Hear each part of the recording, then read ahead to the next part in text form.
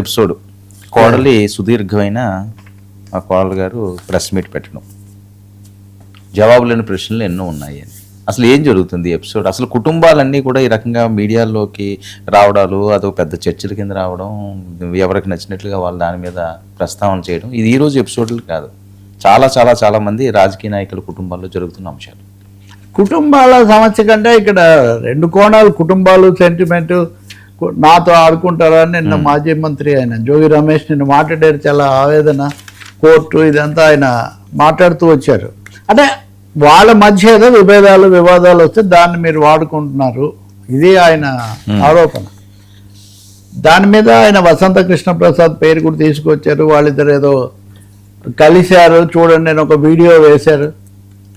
నేను వసంత కృష్ణ ప్రసాద్ కూడా మీడియాతో మాట్లాడారు, అంటే చాలా క్లుప్తంగా మాట్లాడారు. ఈరోజు ఆ అమ్మాయి, ఆ మేఘన అనే కోడలు, ఆమె ఇప్పటికీ నేను మాజీ మంత్రి జోగి రమేష్ గారి కోడల్ని అనే పద్ధతిలోనే ఆమె చెప్తున్నారు. కానీ ఆమె కొన్ని వాస్తవాలు ఆమె వాదన చెప్తున్నారు. వాటి ప్రకారం చూస్తే నిజంగా వాటికి జోగి రమేష్ దాంట్లో జవాబు లేదు. నేను నిన్న మీతో కూడా అన్నాను, అసలు అంశం సరే దాని మీద వివాదం పెంచి రసవత్తరమైన కథనాలు చెప్పే వాళ్ళ సంగతి వదిలేద్దాం. ఆ అమ్మాయి కూడా ఆ విషయం దాటేస్తుంది, అది మీకు కూడా తెలుసు కదా. అంతవరకు అది కాదు ఇక్కడ సమస్య. సమస్య ఏంటి? ఒకటి, దాచిపెట్టి ఎందుకు పెళ్లి చేశారు? మీ అబ్బాయి గురించి మీకు తెలియదా? చిన్నప్పటి నుంచి మీరు చూడలేదా? తెలిసి మీరు పెళ్లి చేశారు. పెళ్ళి అయిన తర్వాత వెంటనే ఇది తెలిసి వచ్చినా కానీ అది మీ దృష్టికి వస్తున్నా మీరేమీ దానికి స్పందించకుండా ఉన్నారు. This is number 1. అంటే సప్రెషన్ ఆఫ్ ఫ్యాక్ట్ అంటారు చూడండి, ట్రూత్, వాస్తవాలను తొక్కిపట్టి చేయడం అనేది ఎప్పుడైనా సరే అది ఒక పెద్ద సామాజికంగా కానీ వ్యక్తిగతంగా కానీ. రెండవది, ఇది వెరీ వెరీ సెన్సిటివ్. ఒక అమ్మాయి విషయాలు చెప్పడము ఇదంతా కూడా చాలా కష్టమైన విషయం అని. ఒక అమ్మాయి జీవితం, నా జీవితం ఎందుకు, నేనేం తప్పు చేశాను, నా జీవితం ఎందుకు నాశనం కావాలి, ఇది ఇక్కడ ఆమె వేస్తున్నటువంటి ప్రశ్న.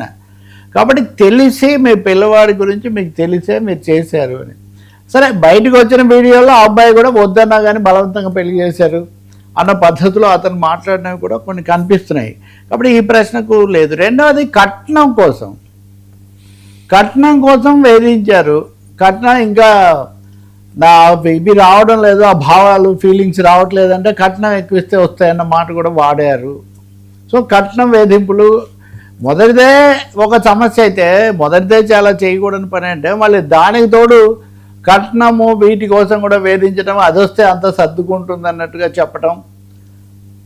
మూడవది, ఇదేదో నా తప్పు అయినట్టు. మీరు ముందుగా విడాకులకు వెళ్ళారు, పెళ్ళైన 2 నెలలకో నెలన్నరకో విడాకులకు వెళ్ళారు. నల్ అండ్ వాయిడ్ ఉన్న ఫలానా విడాకులు ఇవ్వటం అన్నది మీరు వెళ్ళారు. వెళ్తే కోర్టు మీ అభ్యర్థనను తోసిపుచ్చింది. ఏడాదికి కావాలన్నారు కాబట్టి ఏడాది అయిన తర్వాత మీరు ఆ దిశలో మీరు చర్యలు తీసుకున్నారు. అంటే ఇదంతా ఒక పథకం ప్రకారం చేశారు. ఇక మూడోది, ఆమె చేసే ఆరోపణ మతం కోణం ఇప్పుడు వస్తుంది. మీరు మతం దాచిపెట్టి చేశారు. మీరు హిందువులం అన్నారు. మీ ఇంట్లో అప్పుడు పటాలు గిటాలు ఆ విధంగా ఏర్పాటు చేశారు. కానీ ఆ తర్వాత మటుకు చూస్తే అటువంటివి ఏమీ లేవు. మీరు క్రిస్టియన్స్ అయినా, నాకేం క్రిస్టియన్స్ ఉండొచ్చు, వాళ్ళ మతాలు వాళ్ళు అనుసరించవచ్చు, కానీ ఇక్కడ కూడా again separation of truth. So నెలలో నేను ఇంట్లో ఉండగానే మీరు వెళ్ళి విడాకుల కోసం కేసు చేశారు. ఈ 3 అంశాలు. ఇంకా 4వది, ఎస్ నేను కృష్ణప్రసాద్ దగ్గరికి వెళ్ళాను, మా ఎమ్మెల్యే కాబట్టి వెళ్ళాను. ఆయన కాదు, ఆయన తమ్ముడున్నా, ఆయన అన్నున్నా, మీరున్నా, నేను వెళ్తాను. నాకు మీరు ఒక వీడియోనే చూపిస్తున్నారు, నేను దాని తర్వాత కూడా వెళ్ళాను. కాబట్టి ఇంకా ఇందులో ఏమీ దాపరికం లేదు. నేను మీ దగ్గరికే వచ్చాను, మీరే మాజీ మంత్రిగా పరిష్కారం చేస్తుంటే అప్పుడు ఈ సమస్య ఉండేది కాదు. మీ ఇంట్లో జరుగుతున్నది మీరు పరిష్కారం చేయకపోగా కొంత అటే ఉన్నారు. మీరు గోరుముద్దలు తినిపించాము కూతురులాగా అన్నారు. గోరుముద్దలు కాదు, విషపు ముద్దలు తినిపించారు మాకు అని. ఆ ఎమోషనల్ కోపం అవన్నీ కూడా ఆమె బాధ, కోపం కంటే కూడా బాధ. ఏ తల్లిదండ్రులైనా పిల్లలు సుఖంగా ఉండాలనే కదా అనుకుంటారు, పెళ్ళిళ్ళు చేస్తారు. దానికోసం ఇన్ని వ్యయప్రయాసాలు ఇంత ఖర్చు పెట్టుకొని వీళ్ళు చేసిన తర్వాత మీరు దీన్ని అన్యాయం చేయడమే కాకుండా పరిష్కారం చేయకపోగా సాగతీయాలని వేరే మార్గాలు మీరు వెతకటం అన్నది ఇక్కడ అది మరింత అభ్యంతరకరం. కోర్టుకు వెళ్ళి ఏదో వివాదం వచ్చి నా వల్ల వచ్చినట్టు చెప్పి కోర్టులో మీరు ఏదో తీసుకొని అంటే పెళ్లి చేసేసి ఆ తతంగం అలా ముగించేసి దానిని లీగల్ పేచీగా మార్చి నా మీద నెపం పెట్టాలనుకున్నారు. ఈ లోపల కూడా కట్నం కోసం చేశారు. అదనంగా మతం కోణం కూడా ఒకటి. సో ఇవన్నీ మీ వైపున తప్ప నా తప్పేముంది, అసలు నేనేం తప్పు చేశాను? ఇప్పుడు నేను చెప్పింది కొంచెమే, ఇంకా నా దగ్గర చాలా సాక్ష్యాలు చాలా వీడియోలు ఉన్నాయని. సో ఆమె బలంగానే తన వాదన ఆమె వినిపిస్తూ ఉన్నారు. ఈ విషయంలో పరిష్కారం కోసం ఈయన దగ్గర పరిష్కారం కాకపోతే సజ్జల రామకృష్ణారెడ్డి దగ్గరికి వెళ్ళాం, అక్కడ కూడా పరిష్కారం కాలేదు. అక్కడ కూడా వీళ్ళు అంటే ఒక విధంగా వీళ్ళు మొండి వైఖరి అంటే ఇది ఏమనాలి, ఇంకా పుండు మీద కారం చల్లినట్టుగా ఉంటుంది కదా, ఇంకా గోరు చుట్టూ మీద ఒకటి పోట్లాగలేదు. ఒక విధంగా మీరు తప్పు చేసి నన్ను ఇరికించి నన్ను వదిలించుకోవాలని చూసి దానికోసం అనేక ఇబ్బందులు పెట్టి పరిష్కారం కోసం వస్తే కూడా పరిష్కారం కాకుండా ప్రతి చోట మీరు అడ్డుపడ్డారు. జగన్ దగ్గరికి కూడా వెళ్దామని నేను వెళ్ళాను, జగన్ గారి దగ్గరికి, కానీ అక్కడ నాకు అవకాశం దొరకలేదు. సో ఆమె నేను న్యాయ పోరాటం నేను చేస్తాను, నేను కంటిన్యూ చేస్తాను. ఒక ఆడపిల్లని ఇలా చేయకూడదు. నిజానికి ఏ ఆడపిల్లను అయినా కూడా ఇది అందరికీ కూడా ఒక కనువిప్పు ఉండాలన్న దాంతోనే ఆమె అనడం లేదు. కానీ ఈ చర్చ అనేది ఒక్కో సందర్భం ఒక విషయంలో ప్రజల్లో కొంచెం అవగాహన తీసుకొస్తుంటుంది కదా. కాబట్టి వీటన్నిటికీ నేను జోగి రమేష్ రాజకీయ కక్ష సాధింపు, నేను అది విషయం క్లియర్గా చెప్పాను. రాజకీయ కక్ష సాధింపు చేస్తున్నారు, నా కుటుంబంలో వివాదాన్ని పెంచుతున్నారు అని ఆయన ప్రత్యారోపణ చేయటం తప్ప అసలు విషయం అనేది సరే అది మీరు చెప్పలేదు దాటేశారని అనుకున్నప్పటికీ కూడా మామూలు వివాదంలాగా చూపిస్తున్నారు. కానీ వివాదంలో మీ పాత్ర చాలా ఏకపక్షంగా వేధింపులతో సత్యాన్ని తొక్కి పట్టడంతో ఉంది అనేది ఆమె మీడియా ముందు చెప్తున్నారు. మీకు అందరికి కూడా ఆడపిల్లలు ఉన్నారు కదా, మీరందరూ కూడా ఇట్లాంటి పరిస్థితి వస్తే ఎవరైనా కానీ ఎలా చెప్పుకుంటారు, ఎలా జరుగుతుంది, దీనికి మళ్ళీ రాజకీయం పులుముతున్నారని. సో ఖచ్చితంగా అయితే ఈరోజు అదనంగా ఇప్పుడు కృష్ణప్రసాద్ కూడా ఆమె ఒక మాట్లాడుతున్నారు. నేను ఎమ్మెల్యే ప్రసాద్ దగ్గరికి వెళ్ళాను, కృష్ణప్రసాద్ దగ్గరికి. ఆయన మీ అన్నయ్యని కూడా పిలిపించారు, వెంకటేశ్వర్లు అని ఆయన పేరు, పిలిపించి మీ తమ్ముడి ఇంట్లో ఇదంతా జరుగుతుంది మీరు పరిష్కారం చేయండి, కొంచెం పెద్ద ఇంటి పెద్దగా ఇట్లాంటివి. ఆయన అయితే నిజానికి వివాదం వద్దు, ఇది ఎలాగో పరిష్కారం చేసుకోవడం మంచిదన్న పద్ధతిలో మధ్యవర్తిత్వంతో పరిష్కారం చేయడానికి ఆయన ప్రయత్నించారు. కానీ పెంచే ప్రయత్నం ఆయన ఏమీ చేయలేదు. మొదట కష్టం అవుతుంది కదా అని ఇట్లాంటివే చెప్పారని ఒక విధంగా ఆమె చెప్పేవి ఒక బాధితురాలు అక్కడ అనుభవించిన వీటన్నిటిని చెప్తున్నట్టు చాలా స్పష్టంగా కనిపిస్తుంది. ఇంకా మళ్ళీ వీర వెర్షన్ ఏం చేస్తారు అనేది ఒకటైతే కోర్టు ముందు కూడా ఉంది, మీరు ఇదేంటి చేయబట్టి నేను కోర్టును కూడా ఆశ్రయించానని. ఇప్పుడు నిన్న ఆయన చెప్పేది ఏంటి, మేము ఇప్పుడు విడాకుల పిటిషన్ వేశామని తెలిసి ఆమె ఇప్పుడు ఇవన్నీ తీసుకొచ్చారని ఆయన చెప్పారు. కానీ ఏడాది కిందటే పెళ్ళైన 2 నెలలకే మీరు విడాకుల పిటిషన్ వేశారు, అది కూడా ఏకపక్షంగా, రెండోది నాకు తెలియకుండా చేశారని. కాబట్టి చాలా తీవ్రమైన అంశాలు ఉన్నాయి. వీటికి జవాబు దాటేసి రాజకీయమైన దాడి లేకపోతే ఎదురు దాడి వివాదం ఒకటి. ఈరోజు నిన్నటి ఎమ్మెల్యే వెర్షన్ ఈయన వెర్షన్ 2 పోటాపోటీగా వేస్తున్నారు. కానీ అన్ని విషయాలు నేను మళ్ళీ చెప్తానని ఆయన కూడా చెప్తున్నారు. ఇంకా ఆయన ఏం చెప్తారో, ఆయన మాట్లాడింది ఆయన సేకరించింది నెట్వర్క్ ఎక్కువగా ఉంటుందని. ఈరోజు అచ్చెన్నాయుడు కూడా ఇందాక మంత్రి ఆయన కూడా ఈ విషయాలు మాట్లాడుతున్నారు.